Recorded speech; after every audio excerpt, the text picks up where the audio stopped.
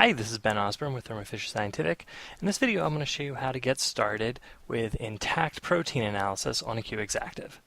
So I'm just going to open up QE software here, and for intact analysis, I'm just interested in MS scans. Right?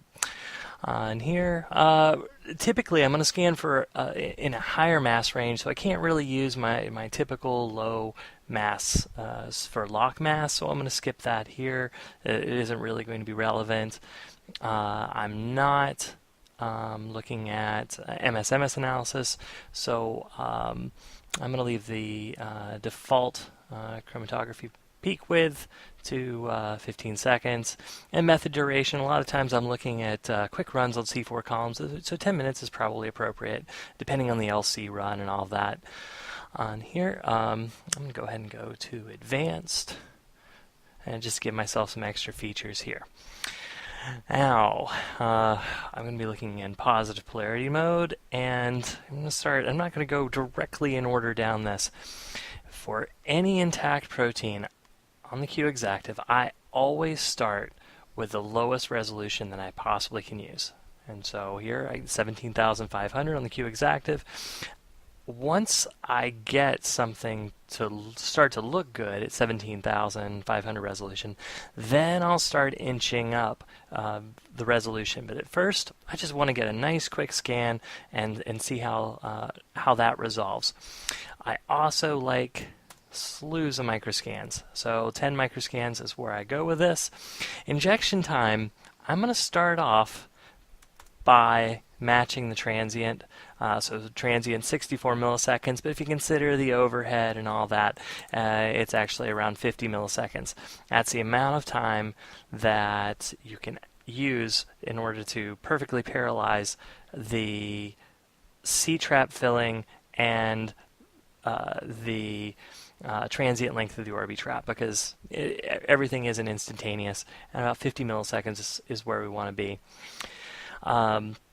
Scan range, we want to avoid the low mass range, because that's almost always going to be where we're going to get contaminating ions and those kind of things. So if I'm looking at, say, an antibody, where I know that my charge envelope isn't going to start until the higher ranges, I may start at 1200, and I'm going to take this out to the maximum that the instrument can do, give myself the 6000 range.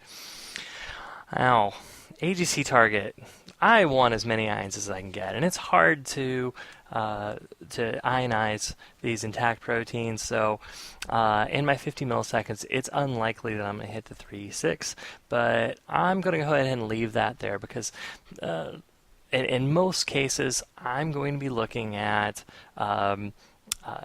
hitting my maximum injection time. I'm rarely going to be hitting my AGC target first.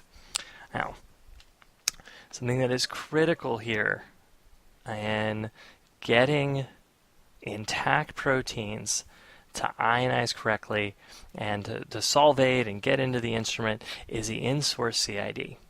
So for small intact proteins, and you know, small is relative and everything, if it's below 20 kilodaltons, I can generally get it to ionize okay with 0 in-source CID. I can clean it up and make it look better in most cases by adding a little bit of in-source CID. And every protein is going to be different. It's going to have its own character. But if you are doing intact analysis on IgG, and there's an application note from the Thermo factory showing this 80 evolts.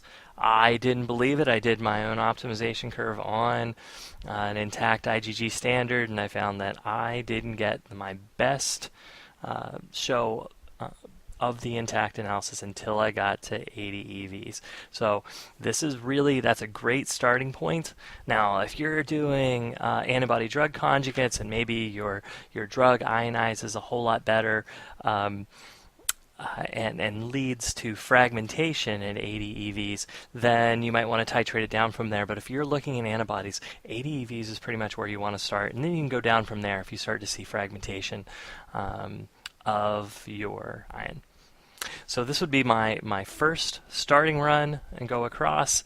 If it's a small protein, if we're talking below 50 kilodaltons, this is going to ionize very well, and it's going to come out as long as we have the EVs appropriate.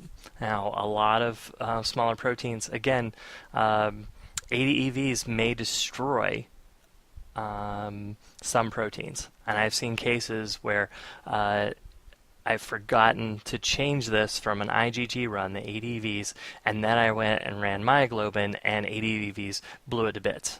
So this is a very variable feature depending on the specific protein you're looking at. So that's something you're going to have to toy with. It's good, again, it's great to have these 10-minute C4 runs because you can go through and set a series of runs and do 20, 40, 60, 80 evolts and see which one gives you your best output parameters. So, and then again, if you can very easily resolve your protein at 17.5, then you can start toying with increasing the resolution, 35K, 70K, 140K. You can go up from there, but it's a good starting point to see, what does it look like when I minimize the transient. Now, if this does not look good, if you are not getting enough signal, you have a great variable to play with here that we can start cranking up our fill time. We can get fewer scans, but we can end up, if we're not getting enough signal to resolve things, then we'll have to start increasing our maximum injection time. But I like to start low. I like to start with close to matching the transient to get as many scans and to prevent degradation of the protein in the source, and then move up from there. And those are really the variables that you can change outside of optimizing your chromatography and cleaning up your sample. And 9 out of 10 cases when we can't get a protein to ionize well in the Q Exactive, it is a protein sample prep issue. And so you really just can't get those clean enough. And if you've bought it from a manufacturer, it's verified that this is a 99% pure protein standard. That's 99% pure by HPLC. That is not 99% pure by mass spec. And you may need to run that through a desalting column. Some standards we've had to run through the Pierce desalting spin cartridges twice in order to get them to ionize well. But this is the starting point, and this is how I set up Intact Analysis on the Q Exactive.